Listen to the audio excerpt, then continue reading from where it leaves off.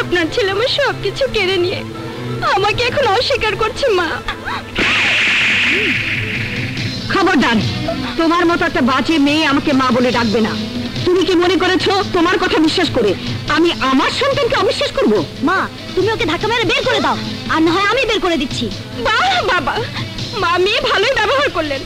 শুনুন, আপনি শুধু ছেলের মাই না, মেয়েরও মা। যদি আপনার এই মেয়েটার আমার মতো অবস্থা হতো তাহলেই বুঝতে পারতেন আপনার ছেলে আমার কত বড় সর্বনাশ করেছে।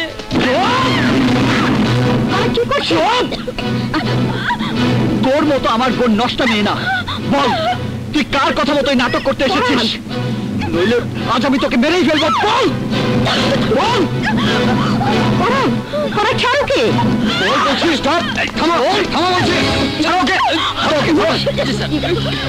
তোমার নাম পরাগ? জি। তোমাকে গ্রেপ্তার করা হলো। আই, নিয়ে চলো। নিয়ে চলো।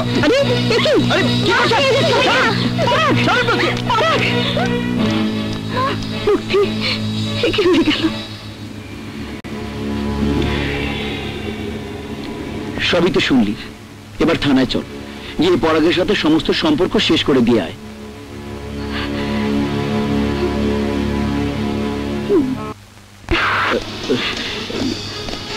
অফিসার, আমি আপনাকে অনুরোধ করছি, শুধু 1 মিনিটের জন্য আপনার সেল থেকে পরাগকে আমার সামনে নিয়ে আসুন। সেন্ট্রি। Yes sir. পরাগকে সেল থেকে বের করে নিয়ে এসো। জি স্যার।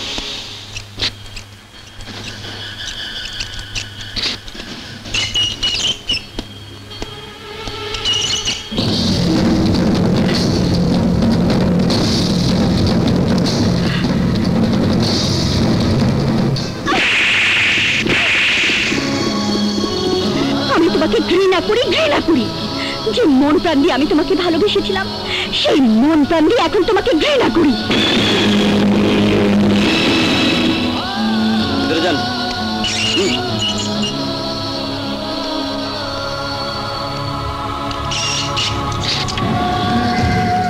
মিস্টার পরাগ, তোর 40টা ঘুষের চাইতে আমার বোনের থাপ্পড় অনেক শক্তিশালী, অনেক ব্যথা। কেমন লাগলো আমার counter? Long long time no see, understand? রোজা, রোজা, ওরা ওরা পরাগকে। রোজা,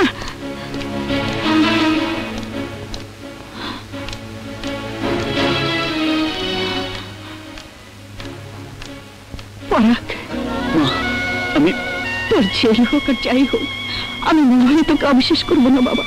আমি তো তোকে ভালো করে চিনি। কিছু শুনতে চাই না।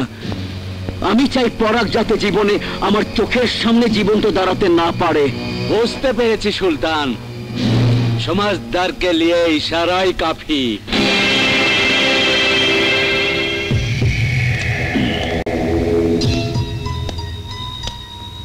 আমি যা যা বলেছি সব মনে আছে তো? আপনি কোনো টেনশন করবেন না। দেখুন আমি আদালতে কি খেলা খেলি। Order, order, order. মহামান্য আদালত, নারী কখনো মা, কখনো বোন, কখনো ঘরের লক্ষ্মী, কখনো বাংলার মেয়ে, কখনো বাংলার বধূ। আমার মক্কেল সেই নারীদেরই একজন। এখনো তার বিয়ের ফুল ফোটেনি, এখনো তার কুমারী জীবন শেষ হয়নি। তাই যখন দু চোখে বাংলার মেয়ে থেকে বাংলার বধূ হওয়ার স্বপ্ন দেখতে শুরু করেছিল, ঠিক সেই মুহূর্তে আমার মক্কেলের জীবনে স্বপ্নের পুরুষ হয়ে আসে এই আসামি পরাগ রহমান। মিথ্যে কথা, মিথ্যে কথা মহামান্য আদালত, এই সবই আমার বিরুদ্ধে ষড়যন্ত্র। আসামিকে বাদী পক্ষের উকিল সাহেবের বক্তব্য পেশ করার মধ্যে বাধা না দেওয়ার জন্য বলা হচ্ছে। Proceed on. মহামান্য আদালত, আমার মক্কেল জানতো না পরাগ রহমান তার জীবনে স্বপ্নের পুরুষ হয়ে আসেনি। ভ্রমর যেমন ফুলের মধু খেয়ে উড়াল দিয়ে এক ফুল থেকে অন্য ফুলে গিয়ে বসে, এই আসামিও একইভাবে আমার মক্কেলের নারীত্বকে ভোগ করে উড়াল দিতে চেয়েছিল ইওর অনার। আসামির কপাল খারাপ, সেই সুযোগটা সে পুরোপুরি পায়নি, পুলিশের কাছে ধরা পড়ে যায়। মহামান্য আদালত, আইনের চোখে অপরাধী সাব্যস্ত হলে আসামের হয়তো কয়েক বছর জেল হবে, বেরিয়ে এসে আবার ফুলে ফুলে উড়ে বেড়াবে। কিন্তু কি হবে এই নারীর? কোন মুখ নিয়ে সমাজে বাস করবে সে এবং তার পরিবার? তাই আমি বলতে চাই মহামান্য আদালত, আমার মক্কেল আমারও মেয়ে হতে পারত, আপনারও মেয়ে হতে পারত। আর যদি হতোই আমরা কি করতাম? নিশ্চয়ই ইজ্জত হারানো একটা মেয়ের বাবা হিসাবে সমাজে মুখ দেখাতে পারতাম না। মহামান্য আদালত, নারীর অমূল্য সম্পদ ইজ্জত, সেই ইজ্জত লুণ্ঠনকারীর জেল হলে ওই ইজ্জত হারানো কুমারী নারী কিন্তু স্বামী পাবে না, সংসার পাবে না, বেঁচে থাকার অধিকারও পাবে না। তাই আমার আকুল নিবেদন, আমার মক্কেল যাতে আসামির বিবাহিত স্ত্রীর পরিচয় নিয়ে সমাজ সংসারে বসবাস করার অধিকার ফিরে পায়, সেই প্রার্থনাই করছি। That's all your honour. আসামি পক্ষের উকিল সাহেবের কিছু বলার আছে? না মহামান্য আদালত, আমার আর কিছু বলার নেই।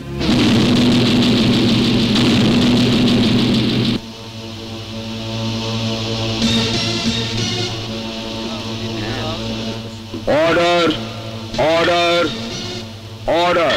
বেশ কিছুদিন ধরে এই মামলার দীর্ঘ শুনানির পর আদালত সমস্ত সাক্ষ্য প্রমাণের উপর ভিত্তি করে নারী নির্যাতন 11 ক ও খ ধারায় আসামি পরাগ রহমানকে দোষী সাব্যস্ত করছে।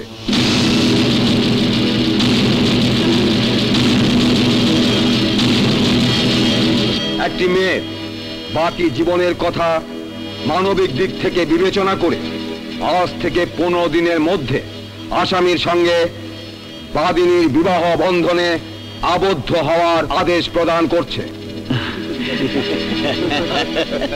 আমি বাদিনীকে একবার সবার সামনে বোরখা মুখ থেকে নামিয়ে এই রায় কতটুকু গ্রহণযোগ্য হয়েছে তা বলার জন্য আদেশ করছি। কারণ আমি মনে করি আর লজ্জায় মুখ ঢেকে রাখার কোনো কারণ নেই। তুমি বোরখা খুলে মুখটা দেখাও মা।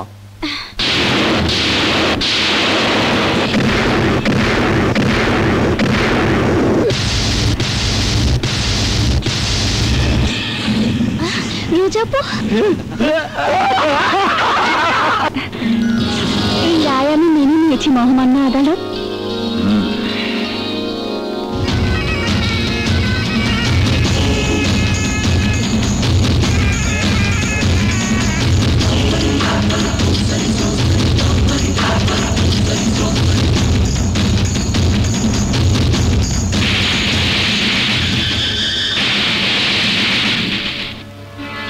চল্লিশটা ঘুষির বদলে একটা থাপ্পড়ের জবাব দিয়েছিলেন।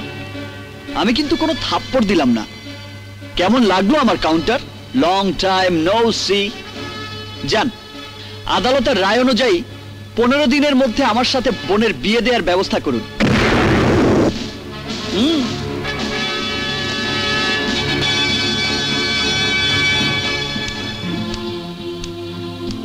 মা, সেদিন আমি থানার মধ্যে যদি আপনার ছেলের মুখে থাপ্পড়টা না মারতাম, তাহলে আমি আমার ভাইকে এই উপযুক্ত শিক্ষাটা দিতে পারতাম না। পরাগ, তুমি আমাকে ক্ষমা করে দাও। পরাগ তোমাকে কি ক্ষমা করবে মা? তুমি যদি আমার মেয়ের বয়সী না হতে, তাহলে আজ আমি তোমাকে সালাম করতাম। জি মা, আপনি তো মাথায় হাত দিয়ে দোয়া করবেন, আমি আপনাকে সালাম করব। বেঁচে থাকো মা।